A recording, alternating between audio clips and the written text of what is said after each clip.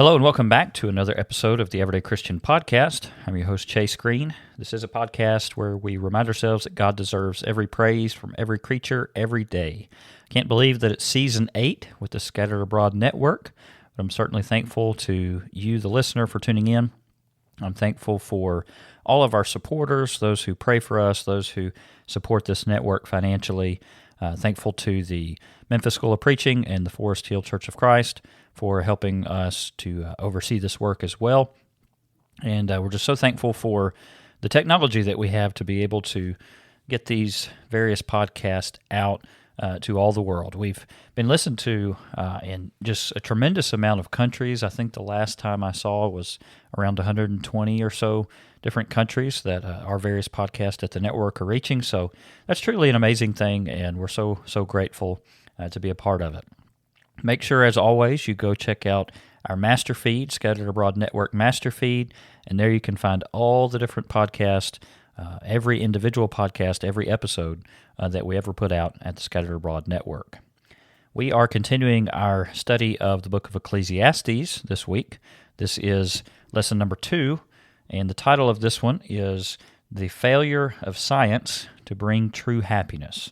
Ecclesiastes is my favorite book of the Bible.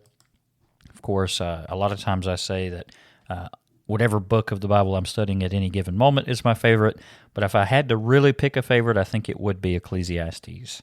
I've opened up my Bible here, and on this particular copy of the Bible, I've got written down here on the first page of Ecclesiastes, priorities, ! And that's a great word to summarize what this particular book means. So we're talking about failure of science to bring true happiness. We look around at the natural world all around us, and it is truly amazing. God is the original scientist, we might say. Adam was a scientist. He named different organisms in the beginning. If you remember, God brought the animals to him, and he named them. And so he was a biologist, we might say. Solomon, essentially, is a biologist, a botanist, etc. And science in the Bible is a very interesting thing to think about. Now, the Bible is not a science textbook, but that said, everything that the Bible does say about science is correct. And it's actually very fascinatingly correct in the sense that there are a lot of different scientific foreknowledges that are found in the Bible that were written long before modern scientists figured those things out. So we'll talk about a couple of those perhaps in this episode. But we're looking at Ecclesiastes chapter 1, and we want to go through verses 1 through 11 this week.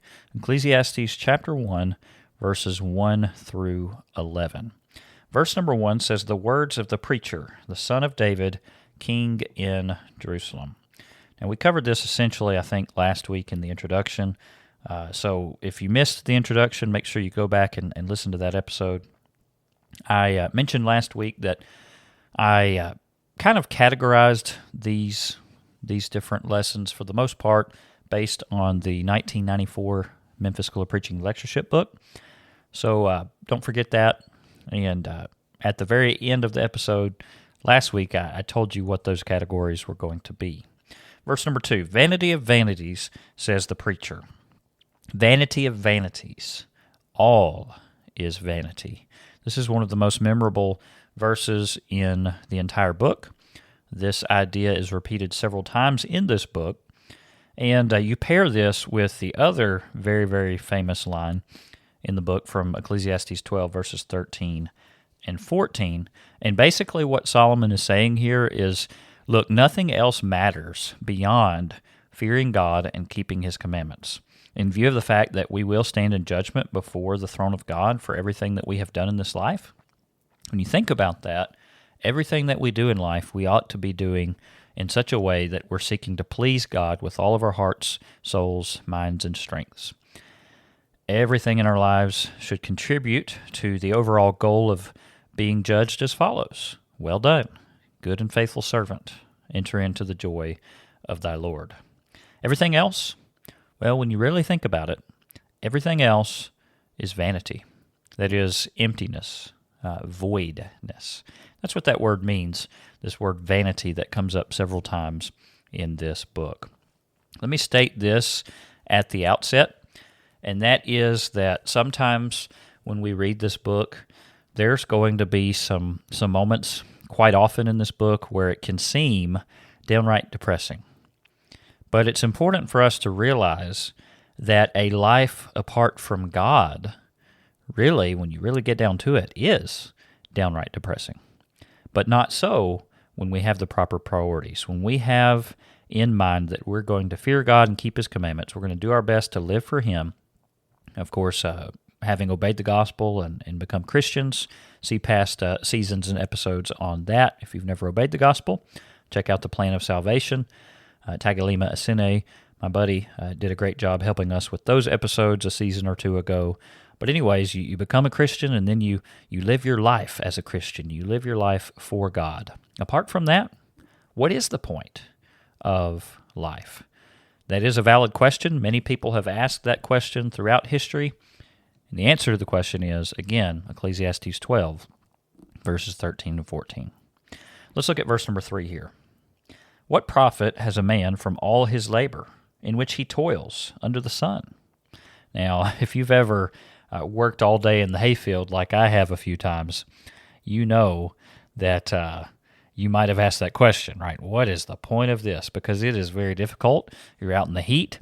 You're dealing with perhaps burrs that dig into your pants, and they itch and they poke you, and you're in the just in the heat and sweat of the day, and you can't wait to get a drink of water or Gatorade or whatnot, and you can't wait to get into some shade because you're out in that open field hauling 40, 50-pound square bales of hay, and it's tough. That's tough work, and there's many, many other examples of really tough work like that.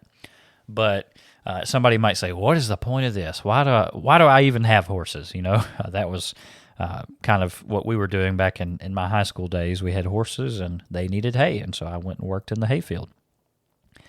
But this question of what does it profit? All this labor, everything I'm working for, what does it profit? That's a very interesting question. I want to look at a couple of key words here. Number one, profit. You can do a word study on that word if you want to, but the basic meaning is benefit, right? What benefit is this? What benefit is it? At the end of the day, all of man's labors under the sun, what benefit is it? The verse that I immediately think of to go along with that is Mark 8, verse 36. It says, "For what will it profit a man if he gains the whole world and loses his own soul?" So when you think about it, there is no benefit to our hard work, really, at the end of the day, if we're not living for God and if heaven is not our home. Labor and toils. This, of course, has to do with hard work, and man always has had to work. Even before sin entered into the picture, did you know that man had to work? He had to tend and take care of the Garden of Eden, according to Genesis 2, verse 15. If you're familiar at all with the account of Genesis, you know that sin doesn't enter into the picture until Genesis chapter 3. So Genesis 2, verse 15, man has to work. He has to tend the garden. But after sin entered the picture, it became much more difficult for man regarding his labors. Genesis 3, verses 17 and following, it says, "Then to Adam he said, Because you have heeded the voice of your wife, and have eaten from the tree of which I commanded you, saying, You shall not eat of it, cursed is the ground for your sake. In toil you shall eat of it all the days of your life. Both thorns and thistles it shall bring forth for you." I've been into hunting quite a bit the last several years, and sometimes when you go out hunting, you get these little burrs and thorns and things in your shoes and in your pants and whatnot. And every time I see that, I think thorns and thistles, right, from Genesis chapter 3. "And you shall eat the herb of the field. In the sweat of your face you shall eat bread till you return to the ground. For out of it you were taken, for dust you are, and to dust you shall return." And Solomon essentially alludes very heavily to that very same principle in this book of Ecclesiastes as well. Under the sun. This is an expression that is used 29 times in the Bible, exclusively in the book of Ecclesiastes. Basically, it has reference to life down here, we might say, on earth. Man's work, his pursuits, his relationships, etc., everything that man does in this life. Verse number 4. One generation passes away, and another generation comes, but the earth abides forever. Is Solomon speaking literally there, but the earth abides forever? Well, you and I both know that the day of the Lord will come as a thief in the night, according to 2 Peter chapter 3, in which the heavens will pass away with a great noise, and the elements will melt with fervent heat. Both the earth and the works that are in it will be burned up. So we know that this physical earth is not going to last forever. Solomon's clearly not speaking literally regarding the earth abiding forever. But what he is saying is that on this side of eternity, the earth abides forever in the sense that as long as time remains, the earth is still here, right? And so we can think about all the countless, probably trillions of people who have come and gone throughout history, who have died, but maybe billions. There's 8 billion people on Earth today, and then you multiply all the millions and billions of people throughout the centuries. Regardless, it's a lot of people, right? And they've come and gone, and one day our time will come and go.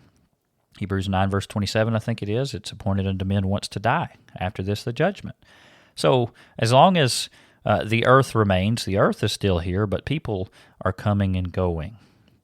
The more things change, the more they stay the same. No matter what generation is on earth at any given time, the earth just keeps on doing its thing. The earth just is here. In Genesis 8, verse 22, by the way, we read this, while the earth remains, seed time and harvest, cold and heat, winter and summer, and day and night shall not cease. What does that say, incidentally, about radical environmentalism that is so popular today? Well, that very plainly teaches against it, doesn't it? Verse number 5. The sun also rises, and the sun goes down, and hastens to the place where it arose.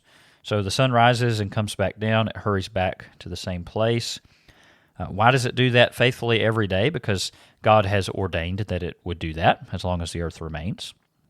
By the way, we do realize that sunrise and sunset are figures of speech, because actually the earth is what is moving and making it do that, right? We know that scientifically. Don't get tripped up by that, though. That's we understand accommodative language, sunrise and sunset, figurative language there. But the reason that this happens, again, is because God has ordained that would happen, and I'm thankful that he did. Verse number 6. The wind goes toward the south and turns around to the north. The wind whirls about continually and comes again on its circuit. So we're talking about, just general observances of the natural world. And when we observe the natural world, it reminds us of our Creator. And we should worship the Creator, not the creature, right? Romans chapter 1. Psalm 19, verse 1 and following, the heavens declare the glory of God. The firmament shows his handiwork. So we look at these wonderful things of the creation of God, and we should be reminded to worship our Creator, God. But Solomon has in view here regarding the wind. Have you ever thought about what would happen if there was no wind? So I actually looked this up, and I found a very interesting video. It's called the What If Show, and it is What If There Were No Wind? If I remember, I might try to put this link in the show notes. It's pretty interesting. It's worth looking at. But this is what that video says. If there were no wind, mild temperatures, pollination, long-awaited rain in dry regions, you can thank the wind for these things. A clear day in a polluted city? Yep, also the wind. It also helps create our weather patterns in diverse ecosystems. Without it, Earth would be an otherworldly alien planet. In other words, what we're saying is this Earth would not be conducive to life without the wind. And yet, God created the wind so that we would have what we need to survive. It is extremely important. Without it, everything would stagnate and die. God knew that we needed the wind. I find it interesting, the scientific knowledge that Solomon has here about the circuits of the wind. Sailors have long been aware of the trade winds and the fact that they use the trade winds to their advantage in sailing and trade routes. We are familiar with the jet stream and how that affects our weather, El Nino, La Nina, and all of that, different things like that. So Solomon knew about these things, and he wrote about them here in Ecclesiastes, which to me, that's just very, very fascinating scientific foreknowledge. Let's go to verse number 7. All the rivers run into the sea, yet the sea is not full. To the place from which the rivers come, there they return again. This is more scientific foreknowledge, and this is fascinating to me. This is a great description of the water cycle. Today, we understand that water evaporates, it condenses into clouds, and then it falls in the form of precipitation, and falls into the lakes and rivers and things, and then it evaporates again, and then condenses into clouds again, and then falls as precipitation again. And thus, the oceans never get full. The rivers, generally speaking, keep on running. We know that sometimes rivers can dry up, but still, we're not losing water. There is water that abounds throughout the world. I even saw recently some radical environmentalists were scared to death that we're going to lose water because sometimes people leave a little bit of, just the very last bit of water in their bottled water, and then that ends up in a landfill. And radical environmentalists are scared to death that that's going to make us lose water. And it's crazy. Even if we lost a little bit of water, quote unquote, usable water at least, in water bottles, did you realize that the oceans are just almost infinitely larger than the amounts of, the minute amounts of water that we would be losing through those water bottles? Anyways, it's just something crazy that people come up with to stir the pot, so to speak, and act like the sky is falling. But the water cycle. So Solomon knew about the water cycle, and he wrote about it here. Other Bible writers also wrote about the water cycle. Job 36, verses 27 through 28. For he draws up drops of water, which distill as rain from the mist, which the clouds drop down and pour abundantly on man. Job 38, verses 33 and 34. Do you know the ordinances of the heavens? Can you set their dominion over the earth? Can you lift up your voice to the clouds, that an abundance of water may cover you? And then verse 37, who can number the clouds by wisdom? Or who can pour out the bottles of heaven? And it goes on, but you get the idea. Without the wind, without the water cycle, our earth would not be inhabitable. So that's pretty fascinating. We're talking about scientific knowledge, and Solomon was a scientist, but science alone is not going to fulfill man's needs. We need God. Verse number 8. All things are full of labor. Man cannot express it. The eye is not satisfied with seeing, nor the ear filled with hearing. I think that the point that Solomon is making here is that everything in the world has its way of working, right? People have to work. If a man will not work, neither should he eat. Nature works in a sense that we have the principles that God set up according to natural law, right? There's different laws, laws of thermodynamics and laws of gravity, things like that. The point that Solomon has been making is that all of this reality of working on the part of both man and nature has continued basically the same way since the beginning of time, especially when it comes to all the inner workings of nature. Man will never figure it all out, right? Try as he may, try as science may, but we're never going to figure out everything that there is to know about how everything works. We have to remember at the end of the day that there are some things that man really isn't meant to know. Deuteronomy 29, verse 29, the secret things belong to the Lord. The eye is not satisfied with seeing, nor the ear filled with hearing.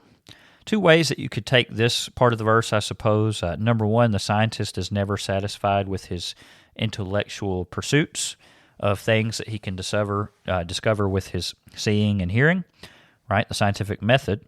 This would fall in line with the overall context of the book.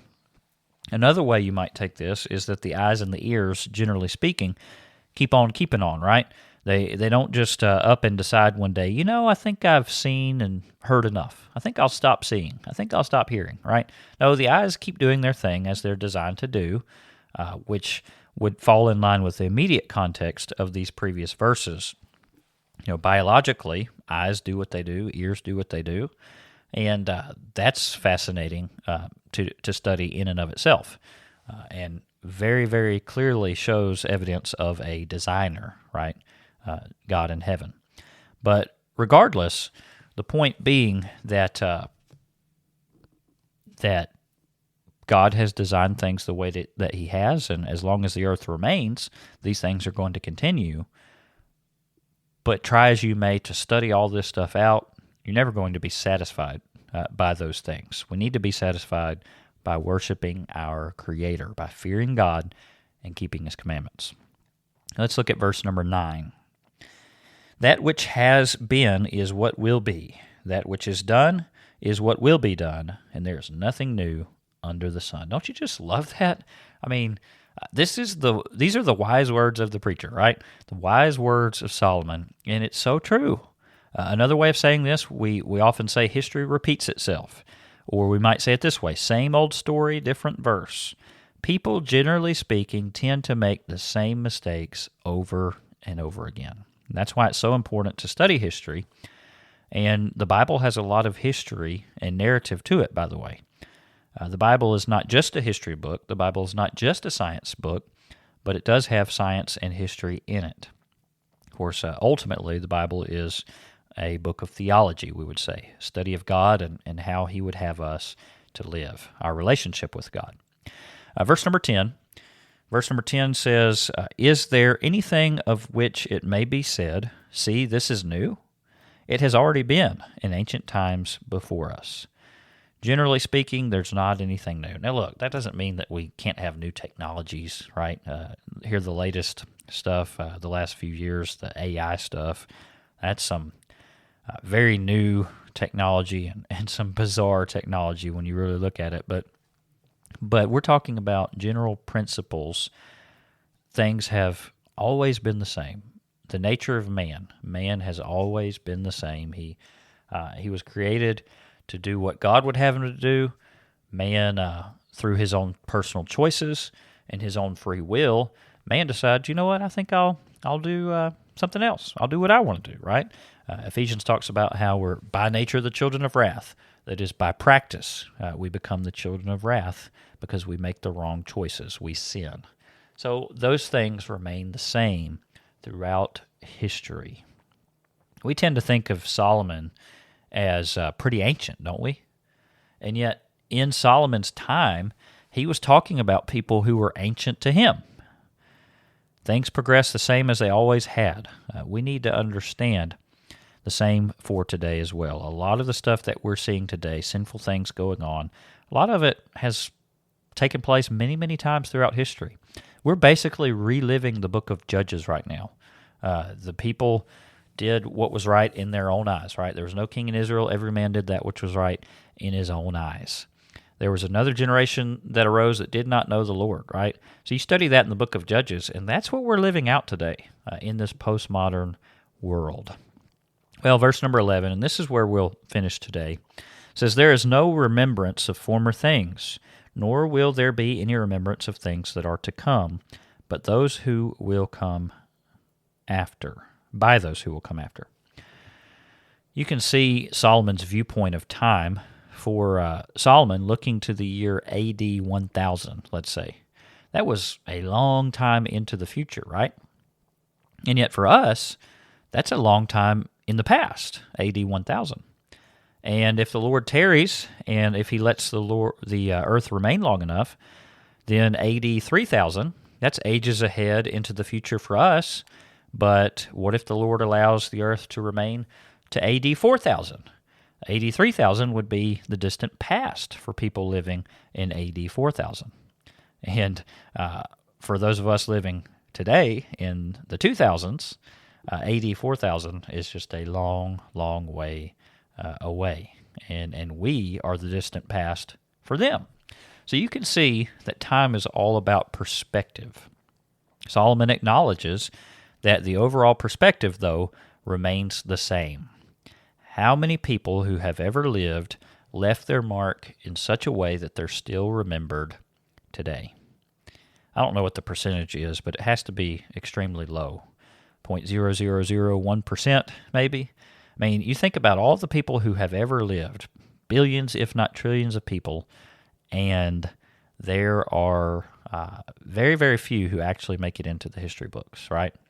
More than likely, everybody listening to this podcast, or most people listening to this podcast, might not be remembered 1,000 years from now. But God still knows who we are, and God will judge us because we're all individually accountable to God. That's the first part of chapter 1. Again, the title, The Failure of Science to Bring True Happiness.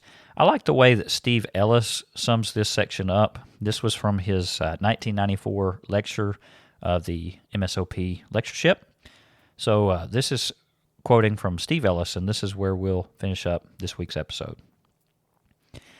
We truly hope that the conclusion of Ecclesiastes is an indication that Solomon made his life right with God before he died. We are thankful to God for his having inspired Solomon to write this book, which can help all of us to understand the utter folly of materialism and to realize that happiness does not come from attempting to be gods to ourselves, but from total reverential and obedient surrender to the true and living God who made us. Finally, we are thankful that God did not leave us to grope in the dark, relying solely on our own severely limited powers of observation and investigation, right, scientific method, in a futile effort to acquire happiness by our own devices, but instead revealed himself and his purpose for our lives in the Bible. I appreciate you tuning in to this episode of the Everyday Christian Podcast. Lord willing, I hope that you'll tune in next week as we discuss verses 12 through 18, the failure of philosophy to bring true happiness.